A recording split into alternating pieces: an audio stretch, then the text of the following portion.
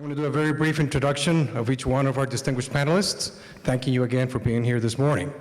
Mr. Ed Sanchez, who is the City Country Officer here in Costa Rica, has been in Citi for 29 years. Previously, he served in various locations, including New York, Miami, Brazil, and Venezuela. Ed holds a master's degree in international business from Harvard University. He also holds a bachelor's of arts in business administration from Northern Arizona University and a master's in public administration from Harvard University. So thank you very much for being here, Ed. Mr. Vince Guglielmetti, General Manager for Intel Costa Rica. Vince joined Intel in 2000 and arrived here in Costa Rica in 2005, where he served as a plant manager and then controller as well for Intel here in Costa Rica. Vince is a business administrator and he holds a Master in Finance from the University of Michigan. So welcome as well, Vince. Excuse me, I don't have them here in the right order. Doyle Boyd. He's the Solutions Director, Marketing, Digital Production, and Content Services for Accenture here in Costa Rica. Doyle supports over 60 customers globally with these capabilities out of Costa Rica. He joined Accenture as part of the Aventa acquisition here and provided new business solutions development and sales leadership. Aventa was a pioneer in marketing and content production with a long history of operations here in Costa Rica. Doyle holds a BBA in Management Information Systems from the University of Texas. Mr. Dave Dalton, President of General Microcircuits, longtime friend of Costa Rica as well, President and CEO of General Microcircuits. He has been for GMI for 26 years, In addition, he serves on the Charlotte Regional Partnership Business Economic Development Advisory and a member of the founding board of E4 Carolinas, a nonprofit whose purpose is to promote a new energy capital throughout the Carolinas and facilitate purpose and connectivity among regional organizations. Philanthropically, he has been a long-term chairman of Charlotte's annual festival in the park and its most recent branding sibling, the Kings Drive Act Walk. So thank you also for being here. And Mr. Charlie Noel, Vice President of Operations for MicroVention. Mr. Noel was appointed Vice President of Operations for MicroVention in 2007. Mr. Noel has extensive experience in the medical device industry with companies such as Abbott Vascular, WL Gore Medical, and Johnson & Johnson. He holds an MBA from the University of Phoenix and a Bachelor of Science in Mechanical Industrial Engineering from the Charter Oak State College. So thank you again, gentlemen. And you know, the topic of this panel is challenges and opportunities for foreign investors here in Costa Rica. So let me start with a quick round from each one of you. If you could briefly, tell a little bit about the story. What brought you to Costa Rica? What are the opportunities you see in Costa Rica? And later on, we'll also talk about some of the challenges and other topics. So if you could tell us about what brought you here, the history, and what are the main opportunities you see for your operations here in Costa Rica. So maybe starting with you, please.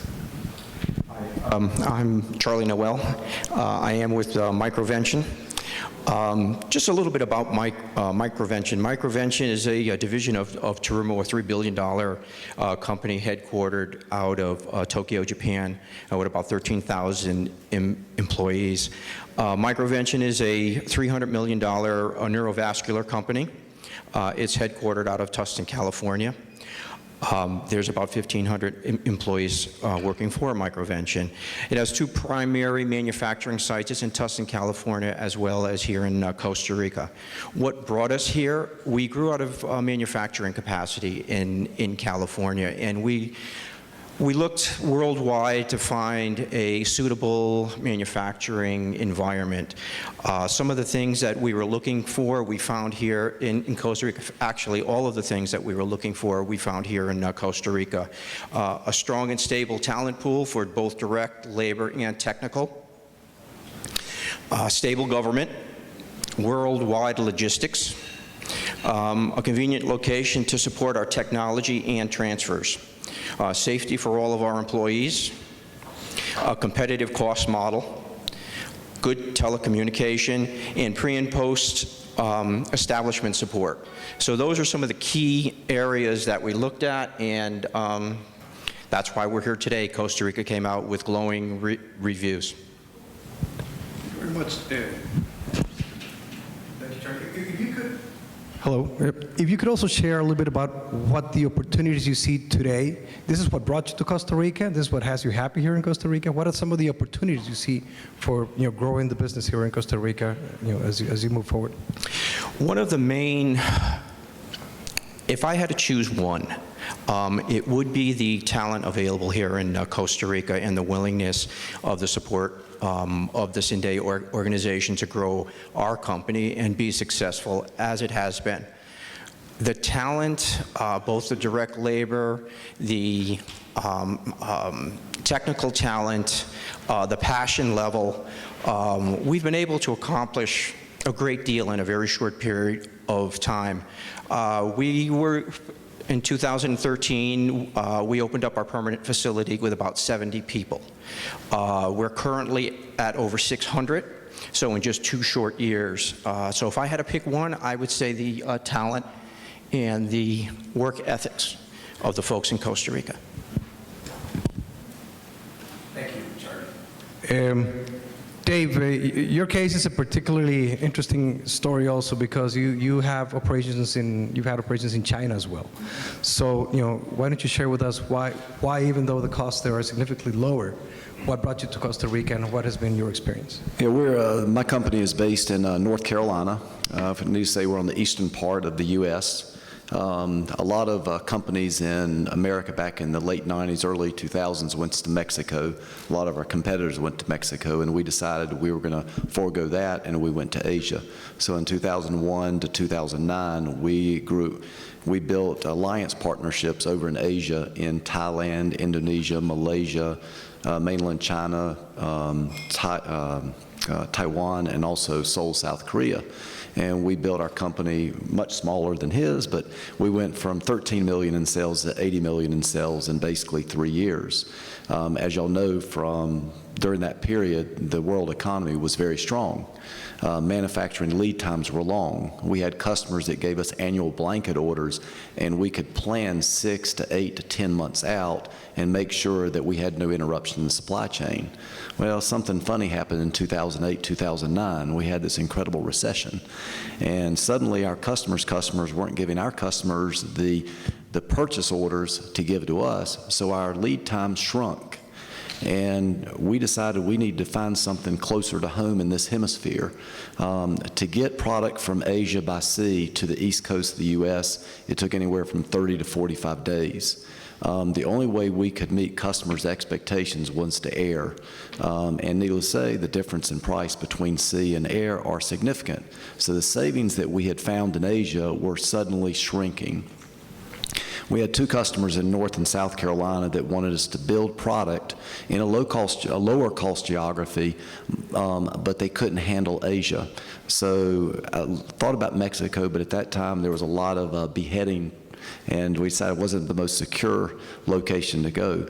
So we actually uncovered Costa Rica by accident and did not know that CINDE existed, and really I had never, at age 50, I had never been to Costa Rica, probably one of the only North Carolinians that had not come down here for deep sea fishing. But I came down here with the idea of building some LED lights. If anybody knows about LEDs, it's a very simple assembly and doesn't take a lot of skill. I came down here with the idea that we were going to build LED boards and ship them to our customers in North and South Carolina. When I came down here, I was amazed at the quality of the workforce. And I got here and said, there is no way that I'm going to waste the talent pool of Costa Rica on these simple assemblies. So within 2 years, we decided that we would transfer all of our assemblies that we're building in Shanghai from that alliance partner here to San Jose. We've now been in here for 5 years. In 3 years, we've had 3 expansions, much smaller. We're not growing as fast as you are, but we've got 120 employees. We just added 19 within the past month. And we just, over the past couple of weeks, have been awarded 3 new projects that we're going to be transferring down here. So we're very, very excited about the marketplace. Great. Thank you very much. Doyle, your industry is a very particular one, and you certainly made history here in Costa Rica. Why don't you share with us your story? Okay, well, thank you for having me. I started with a company called Aventa, and what we specialized in was what we call digital production. What that really means is an agency, a creative agency, will do some creative design for a website or a web application, and we would take it after that design and create all the creative assets and do the actual build of the website, and we could do it much more cost effectively than a lot of the creative agencies who were charging a premium for that service. So that was very well received. We built a pretty successful business over the years, and then in about 3 years ago, Accenture acquired Aventa, and we became the kind of the core of a global digital production offering within inside Accenture. Now Accenture, we were about a $30 million business at the time. Accenture is an enormous business with 330,000 employees. So we, our charter was to, part of the business case was to take this offering and expand it globally. It has been very, very successful. We've beat our business case, which was very aggressive. I didn't think going in that these numbers they gave us, these challenges they gave us was possible, but we beat our business case, and we're growing very, very rapidly. But Costa Rica remains a very critical component of that offering. So a lot of the very advanced functions that we do, the very rich media, it's very technical, very, a lot of developers. It's kind of called content services, but make no mistake, it's a very technical team here that does, so some of the most technical pieces of the work we retain in Costa Rica, and then some of the more content factory offerings, we've been offloading it to other centers. But we still grow Costa Rica quite a bit. I think we were maybe 300 people, or I won't know the exact numbers, a few years ago, but we're up to 650 to 700 now in Costa Rica. We're putting quite a bit of investment in the building, expanding out the building, expanding new functions within Costa Rica, and it's a very, very big success story. I think it's been well received within with not only in our industry, but having that near shore location to the U.S. has been great. Thank you for sharing it, Doyle. We'll talk about it more later. Vince, it's been 10 years for you here in Costa Rica. It's been quite a ride also. I mean, you've been through different positions within the company, but also you had the challenge last year of transforming the operation of Intel here in Costa Rica. Why don't you tell us a little bit about it? Sure. Well, I'll first answer your question around why we came, and then we'll talk about the transformation.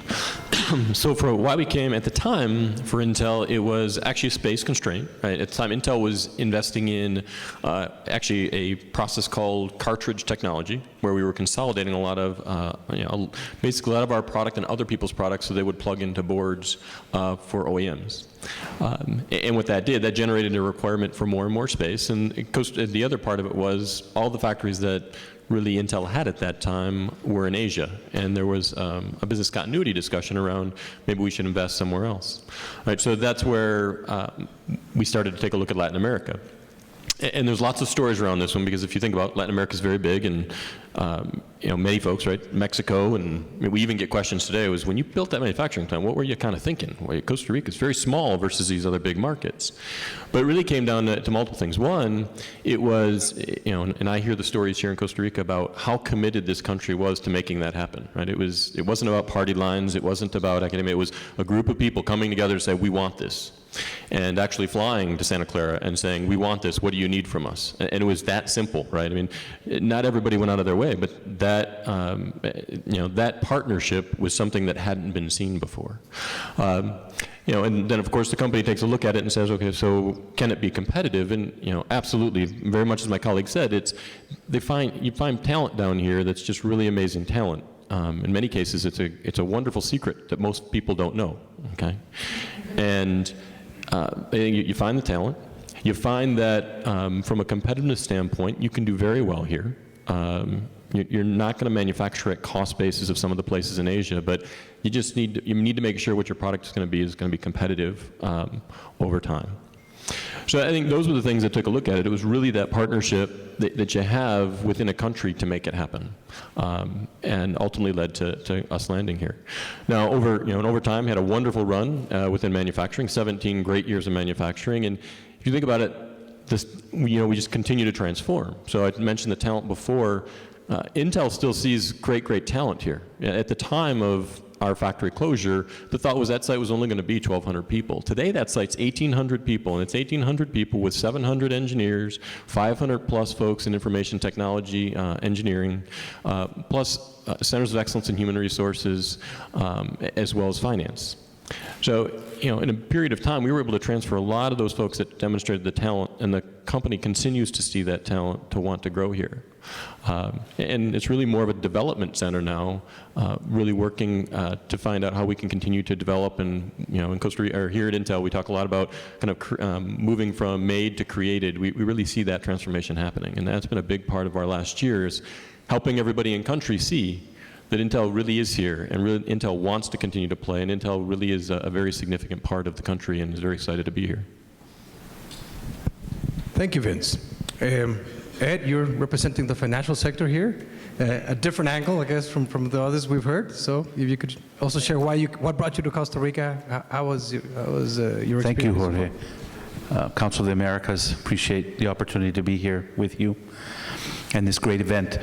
Well, Citi has been in Costa Rica for 45 years. I was still in heaven, waiting, and Citi entered with its flagship corporate and investment banking here. And so we have a long history of Costa Rica, a long history of investment in Costa Rica.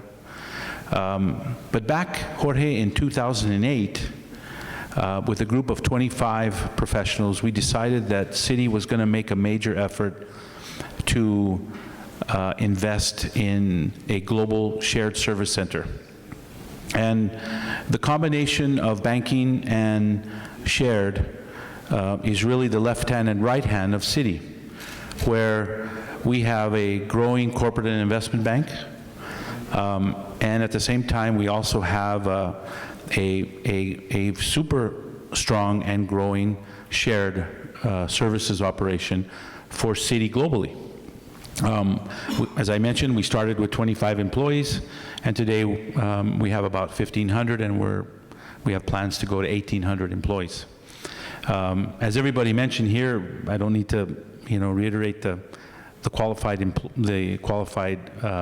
human resource base. But one of the other most important factors too was time zone. We were in the right time zone, particularly for financial services. And that helped in our decision in really nurturing the shared services back office operations that we have here. We service basically all of the financial control, all of our human resource, and all of our compliance and regulatory requirements that Citi faces globally here in Costa Rica. I don't need to tell you that we are a regulated industry, and we are regulated by the Fed and the OCC, and we are the most global bank in the world. And so as a result of that, we needed to have centralized processing, and we needed to have qualified people. And of course, as everybody said here, that's all part of the process. As you know, Jorge, it's always a challenge in that, though. I mean, it's not like you just go out there and you have, this experienced and person, waiting at your doorstep. So, we've joined forces with you and with Copel, and we've come up with an investment analysis training course where jointly we are going to offer scholarships to young graduates to learn about really financial services and what we're looking for out in both banking, on the banking side and the shared side, in terms of balance sheet analysis and investment analysis and understanding accounting and net present value and these sorts of technical financial tools that are necessary for us. And that's a great partnership. We want to continue with that. We think we can do more. I encourage all the other sponsor companies and private sector here to really kind of do the same thing, Jorge, with you. You've been a leader in that. We really appreciate that. We want to do more of that. Thank you, Ed, and thank you all for this first round. And as I was listening to your comments, I mean, some of you talked about cost, time zone, logistics, security, safety, etc. But I saw two common topics from everyone here. The first one is human talent. That's what brought you here to Costa Rica, right? And that's the first one. And the second one, all of you are growing and want to continue growing your operation here in Costa Rica. So towards that purpose, towards that end, what are the main challenges each one of you are facing today? And not only in human talent, which we all know, has become sort of scarce in some of the areas. During a recent visit to the U.S. With the president, one of the companies told him, Costa Rica has become a hot commodity, and good for us. That's great. It has created a lot of great jobs, but it's also at the same time a challenge. So I'd love to hear from each one of you also, what are some of those challenges you're facing in order to continue growing your business here in Costa Rica, and so that we can work on those topics as well. Charlie, starting with you.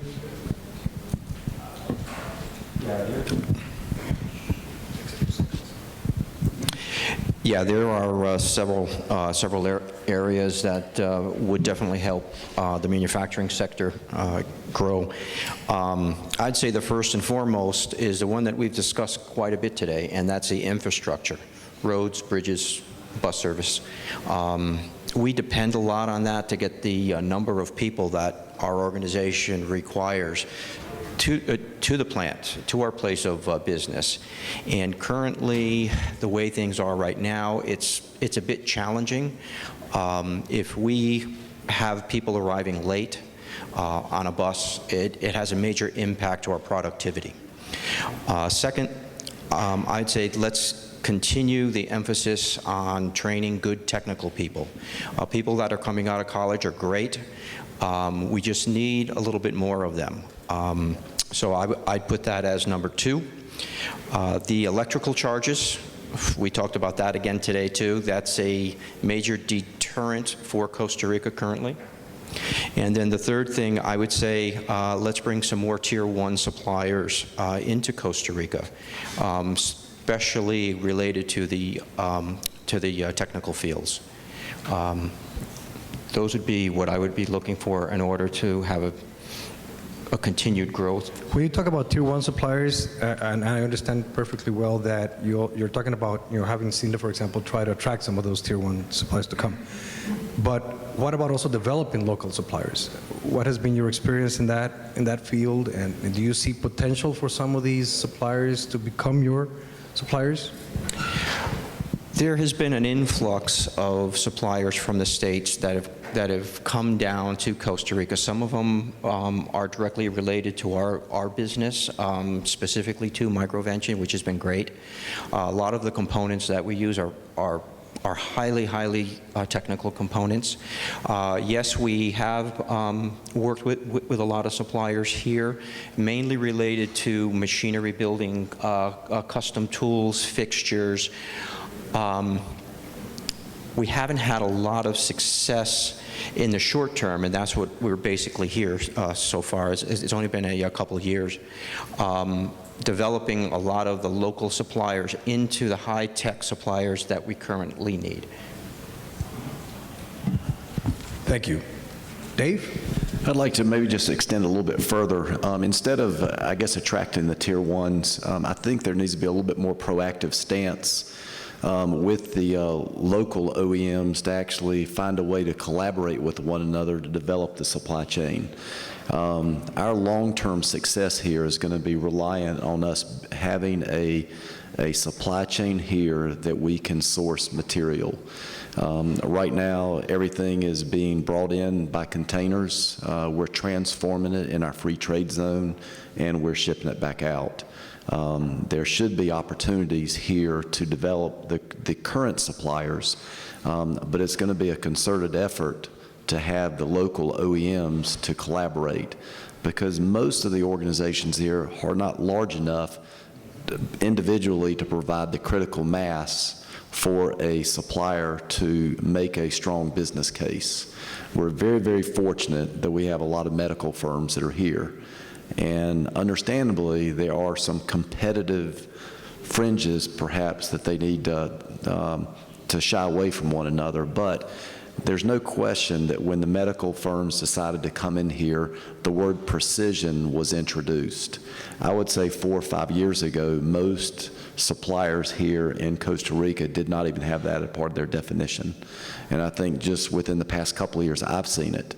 There is that introduction, and the quality systems are being installed or being put in place. There's no question we have the talent pool here to learn.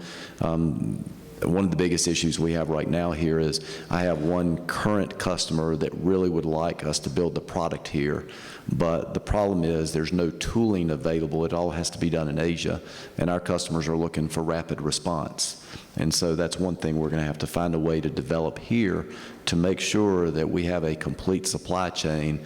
This one customer has a bill of material of about 15 to 20 items that are all electromechanical hardware pieces. Right now, they're all being sourced from Asia. They need to be resourced here so that then we can provide a competitive price. I'm confident the component price will be competitive. The predicament we have right now is the logistics cost of getting those components from Asia to here suddenly negates the opportunity for us to be competitive. And what about other areas of opportunity, for local competitiveness that you're facing that they would like to see improved? Well, of course, people at work call me a Pollyanna. I always seem to look at the positive side of things. But one thing I do want to share with you guys, one of the best pluses for us, and I feel like the southeast of U.S., is the cultures are very, very similar. When we went to Asia, there was a definite distinction between the culture of North Carolina and Asia. First of all, no one in China spoke English. The nice thing about Costa Rica is you guys understand us lazy Americans, and you guys are willing to put up with Americans like myself who don't know Spanish because our parents told us to learn French in high school. So unfortunately, when I listen, I have to use these headsets to understand.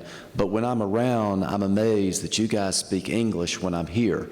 When I would go to Asia, they spoke in their national language, understandably, and I understood nothing. You know, in America, we have this thing, you can always talk behind someone's back. Well, when you go to Asia, they can talk right in front of you. They don't have to worry about talking behind your back. Pretty much, Charlie's made pretty much the concerns. There's no question electricity has something to do with it. We're such a small company that we don't think that the small, the 4 million or the 5 million people that live here in this country, I don't think we're ever going to have an issue with not having enough creative talent that we can find. We've been very, very pleased with that. I think there's no question everyone, is concerned about the electricity. Electricity is more expensive here than it is in North Carolina. Real estate is more expensive here than it is in North Carolina. But the other difference that's a real plus is that my medium age in North Carolina is 53 years old. The medium age here is 24 or 25 years old. The youth of this country is, 26 years? There's definitely, there's no graying of Costa Rica. We do have the graying of America, so that's another plus. Thank you, Dave. Doyle, why don't we talk a little bit about the challenges you're facing to achieve those business goals that you had and that you're exceeding, but we'd love to see you exceed even more. What does the country need to do for you to achieve that? Okay, so I think the question we get, just to be very transparent, the question we get a lot is why Costa Rica? From our clients, even from some of our internal partners, and so educating them on why Costa Rica, I think I heard some of the panelists say, it's kind of the best kept secret. We've been doing quite a bit of that for the last, 2.5 years. I think the word has gotten out, and now the question is, can we scale? Right? Can we really bring the numbers that we need to service some of our clients? And keep in mind, a lot of this is that we'll have a large client that we have we may be digital production, content services, kind of front-end development. There may be associated back-end development. There may be some associated procurement, and they want to co-locate for whatever reason. So the numbers can get pretty large pretty fast, and you got multiple clients. Can we really ramp up this number of people this fast in Costa Rica? And I think that is the thing. So the typical things that we definitely need, the roads and all of the things that were mentioned here, but what's really also important to our business is really high quality bandwidth. We need very, very strong, stable telecommunication systems that offers tremendous throughput to get some of these, real big creative image files and stuff. It's just a lot of data that's going across between all of our clients globally. Thank you, Doyle. Vince, what are your main challenges in this transformation that Intel is going through here in Costa Rica? Yeah, so I would, and especially some of the telecommunications type stuff I would actually add in that space, right? So I look at the big lab transformation that just happened here. A lot of that has to do with a virtual lab, so people globally are tapping in and they're counting on very good service to go back and forth. And for that unit to grow, that unit obviously needs the same electricity discussions my colleagues mentioned, but it also needs the ability to connect in a quick manner to get answers fast. Meaning that if I'm somewhere in Europe dialing into Costa Rica and I'm an engineer working on something, I need to have very fast response times. So that type of stability is important in that lab environment as it grows. I would say, though, if I look at the overall research and development element, that one is a bit of that specialized talent, right? So, if we go through, and do we have all the engineers we really need to be able to grow and scale? The answer is probably not, right? And that part, I think, is something we have to go figure out as a country to say, the opportunity is how do you all come together and say, if we're really going to go to this knowledge economy and we want it to be research and development based, to me, we have to invest in the universities in different ways. The universities have to look at things in different ways to say, yeah, we're going to graduate these types of engineers at this type of a pace to create that scalability. And I think that's an element that has to happen. I also think there's an element of, taking a look at the types of incentives that research and development brings. Right, so research and development is very different than manufacturing. And because it is, if you look globally at places where research and development grows, it has very different incentive programs that really from a government perspective, and I know that from our discussions with the government and with CINDE as great partners, we're understanding that, and I think the trip to the United States also helps to see some of that.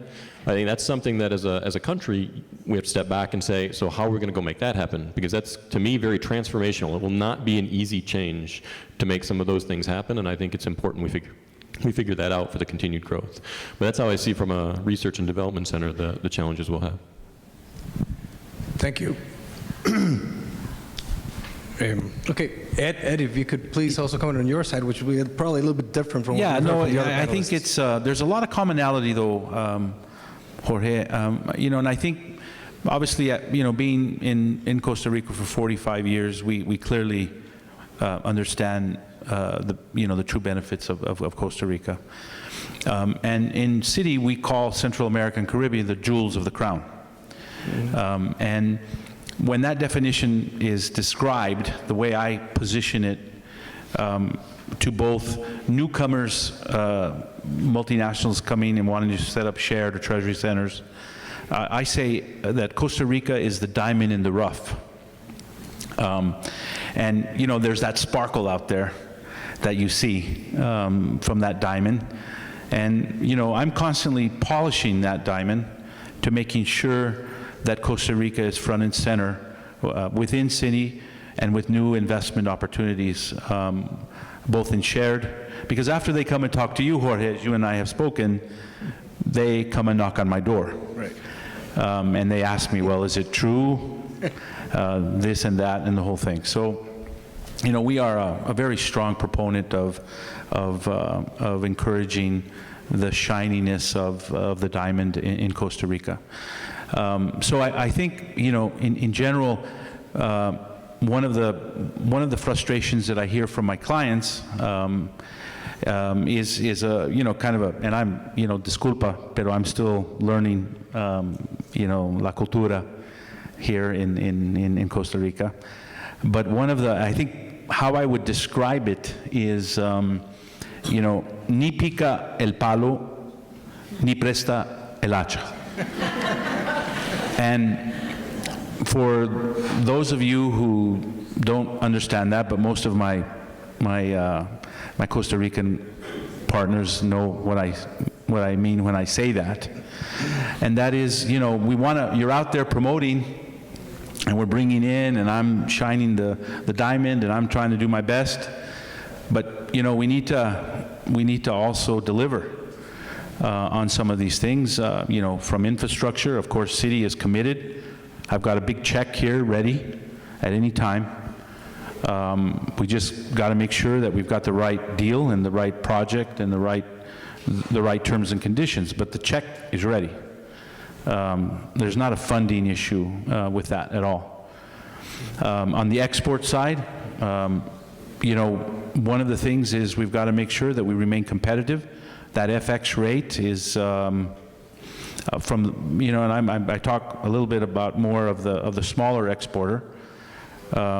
You know, they tell me that, you know, they need some help, and I think that FX rate could be moved a bit if you look at where we are in terms of potentially being overvalued in relation to what's happening to the dollar overseas and what's happening in other countries in Latin America.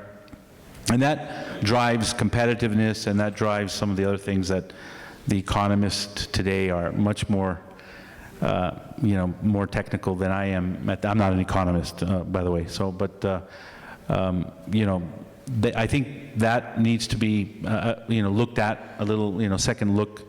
And I believe there is a general understanding that that's one of the things that everybody is kind of looking at and trying to understand, you know, better in terms of where we want to go. So, you know, in general, I would say, as everybody else here has said, you know, great unemployment. The English skills is key. You know, when your parents were teaching you, wanted to teach you French, my parents made sure that I spoke English perfectly. So, and here, one of the amazing, it's the highest level of English speakers in Latin America. I mean, that is unbelievable. You go to Brazil, and you know that doesn't happen there at all. And one of the things I'm doing, and I'm encouraging my staff, because of their English-speaking skills and Spanish-speaking skills, is now they have to learn Portuguese. So you know what? We're going to also bring in all of those big Brazilian companies, and we're going to set up shares here, and we're going to encourage that, and everybody's going to speak Portuguese soon. That's one of the challenges that I have given my direct staff and to do at the bank. So it's important. It's an important piece of the puzzle in terms of language skills as well. So. Absolutely it. Yeah, well, thank you for sharing that. So I have one more question for you on my side, but after that I'm going to open it for questions from the audience. So please, any one of you who wants to ask questions, if you could be preparing them. Actually, Vince already got ahead of me on introducing the topic, because the next one I wanted to bring up was precisely R&D. And well, we already heard a little bit from Intel's perspective, but I'd love to hear from the other panelists.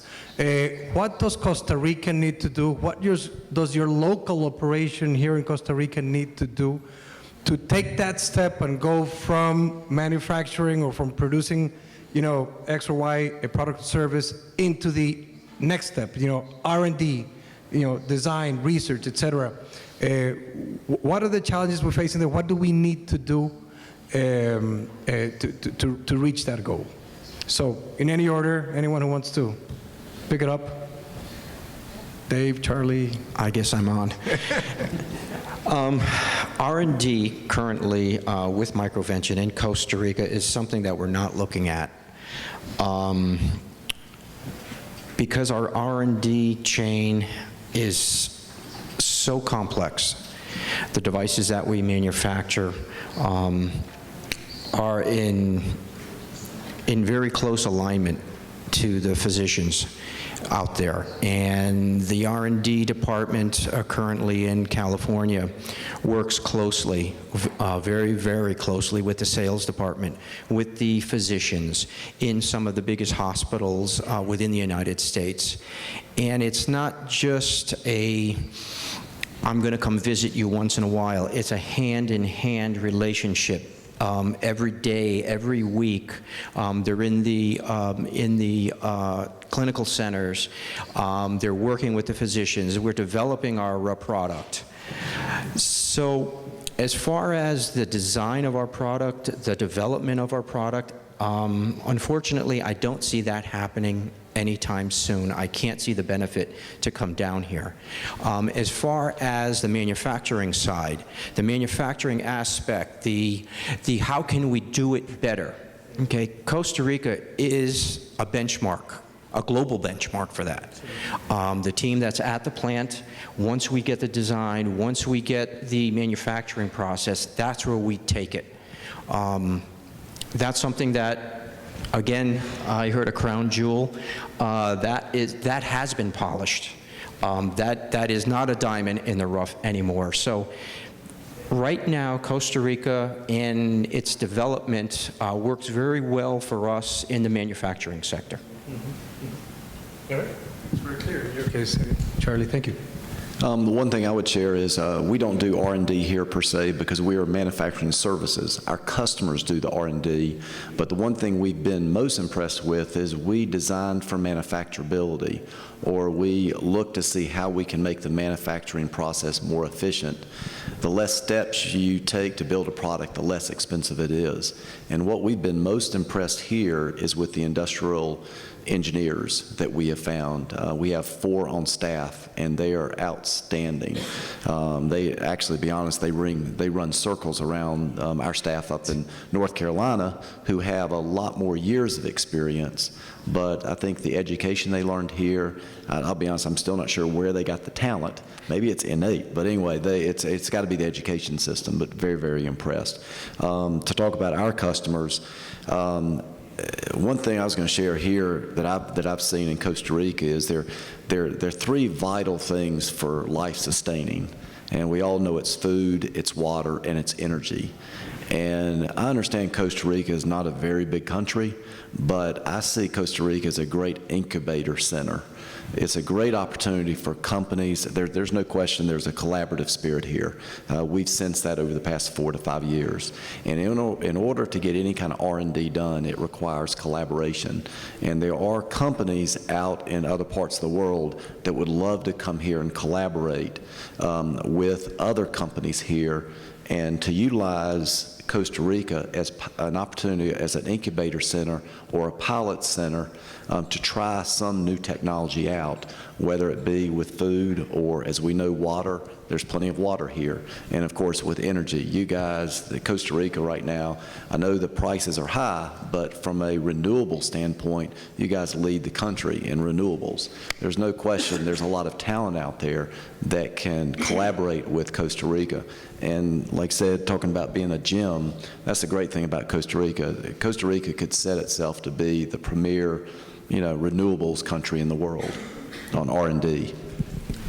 Dave, and let me go back, with this R&D where your customers do that, and when we visited you, and when you hosted us very kindly in Charlotte, I liked very much the way you explained how Costa Rica was not a competitive to Charlotte, but in fact, it sort of complemented Charlotte and would allow a small, medium-sized company like yours actually, grow thanks to Costa Rica instead of compete with Costa Rica. But I'd love the audience here to hear directly from you how you see that working out. Well, we know none of us can be all things to all people. Each one of us have certain talents, certain skill sets. We have a certain location. We're located in North Carolina. It's the Southeast. We have U.S. Air, which is now American Airlines. It's a great location. We have a lot of companies from Germany that do foreign direct investment in Charlotte. I think right now we have 900 companies from all over the world that have their North American headquarters in Charlotte. Well, it's a headquarter location, but there's some things that we cannot do, and that's the one great thing that Costa Rica has. It provides us with a very talented, lower-cost geography that we can offer to our customer base. We have several customers now that are interested in coming down here. There's two in particular that are wanting to set up shops here where we would actually build their electronic parts, and then they would do the integration here and then ship it to the customer. Thank you, Dave. So I've been informed that we don't have much more time. Minister Mora will be addressing the audience shortly. So maybe Doyle, let me finish it with you regarding this R&D. If you have any comments, because you already do a lot of obviously research and development. Yeah, so it's really I was thinking of that question through two lenses. Number one, what can Costa Rica do more to promote that R&D? And I think all the things we've talked about apply. The bandwidth, the education is extremely important. So those things, just do more of it. From the ability of Costa Rica to do that R&D, I've got in my own set of challenges internally to kind of sell that within the side of the organization. We are doing R&D here on certain types of front-end development skills for websites, on optimizing tools to optimize, some of our processes, looking at some of the new tools in the market that come in, like the Apple Watches. How can we build that into our process? 3D animation. We're just doing quite a bit of that kind of stuff already down here. What's interesting that strikes me is I think that there's a shift, because I've even noticed as late as this trip down here is that I have typically in the U.S. they'll want to keep some U.S. talent on the projects, because there's a perception that they're stronger than some of the other centers, not just Costa Rica, India, wherever it might be. And I'm getting demand from my clients to say the talent's better in Costa Rica. I don't need these onshore guys anymore, which is a huge statement when they're especially coming from our clients, right? So we're at an interesting point of our budgeting cycle to try to put some of this R&D dollars in for next year. I'm asking for more than I got last year. Hopefully we'll get some more. But it's really building these kind of incubators, which I heard said is I believe completely, and then getting our clients down to Costa Rica. I can't stress enough how powerful that is, because the passion that they see firsthand through our clients, it just sells itself, and it makes my job a lot easier. So the education, the infrastructure, the telecommunications, it's all really critical in R&D, but just more of that same. Excellent, excellent. Vince, you were the one who introduced the topic, and you already talked a little bit about Intel's perspective, but are there any comments you would like to add regarding R&D? So the part I would add is that you heard about what it would take to grow. But what I would say is that we're already doing a lot of the development work here, and I think it ranges from manufacturing type development, which makes a lot of sense. It's a natural leap for us going from manufacturing into kind of front-end handoff to manufacturing. But there are other elements that are around, basically circuit design and things of that nature for software and software type work. And it goes back to really the talent again, right? So. And it's kind of getting the people to come. When people come, they see wonderful passion, they see wonderful optimism, they see great creativity. It all leads to like a spirit of innovation. Is what people leave with is the spirit of innovation is there. How do we harness it and how do we move forward? So I think if I look at it, it's one of the reasons it was very easy for us as Intel to say, they have everything we want in folks. We need to keep leveraging the greatness of Costa Rica, and I think that's what creates great R&D centers, and that's what I think we're all looking for. Mm-hmm. Thank you. Ed, any comments on R&D? Well, believe it or not, we do a lot of R&D in Citi, and I'd like to mention two of them. One is we are in Citi, Costa Rica, embarking on what I call the Innovation Lab. Mm-hmm. And the Innovation Lab is a combination of various things, but just to give you a little example, we invented something called Citigram, and Citigram is kind of an Instagram. Minister, I don't have you on you're not a follower on my Instagram yet, but you will be. But Citigram is a way amongst the millennials, so that we're able to communicate better and get better ideas and get better feedback, as opposed to the traditional management style that, I grew up with anyway. That's one thing. And the second is, we also have an innovation leadership committee and strategy for women. I am a strong believer in that we will be able to generate from Costa Rica the best talented women in Citigroup. And that's on my radar, that's on my map, that's on my scorecard. And we're going to do that from Costa Rica, because we do have lots of talented women here.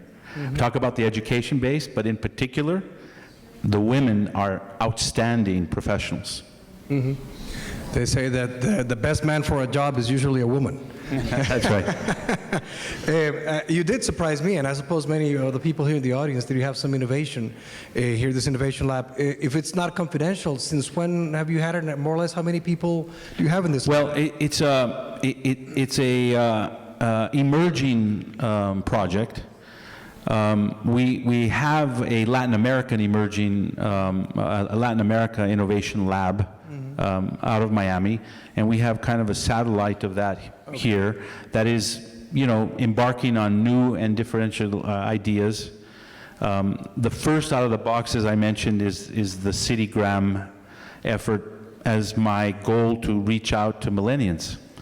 It's just, I feel like we have to have a different approach with the millennials. It's a powerful base, and the old way is just not good enough in my view, and we have to be able to embrace social media within the compliance environment of a bank, right? Which is, I don't need to. Let me just tell you, it's very rigid, and so we have to work within that. But it is an attempt to reach out to the millennials and offer. I'll give you a little example, Jorge. I call a chat, and I call 40 people to the chat, and I say, okay, tell me about work-balanced lifestyle. What can I do better? And they tell me. And sometimes they tell me, city bankers work hard, and they tell me that, that I should be aware of that. And, that's the great thing about this, is that you receive the good and the bad feedback. So you got to be able to take the bad feedback with it. So, you have to be a little, thick-skinned. Isn't the slogan, "The city never sleeps"? That's right. I spent 16 years at Citi, so I can relate. Well, I'm an ex-Anderson consulting guy, so, I would probably be with Accenture today, but, so. All right, well, it's all fascinating stuff. I really thank all of you for sharing all those thoughts with the audience this morning. It's been great. I think what's clear is that Costa Rica really is a hot spot that has tremendous opportunities, but attached to those tremendous opportunities, we also have a lot of challenges that we all know about, that we need to face. You put some interesting ones on the table this morning also, that I'm sure Minister Mota has taken note, and certainly I have, that we'll follow up on. But again, I thank you all for taking your time, for being here, and a big round of applause for all panelists, please.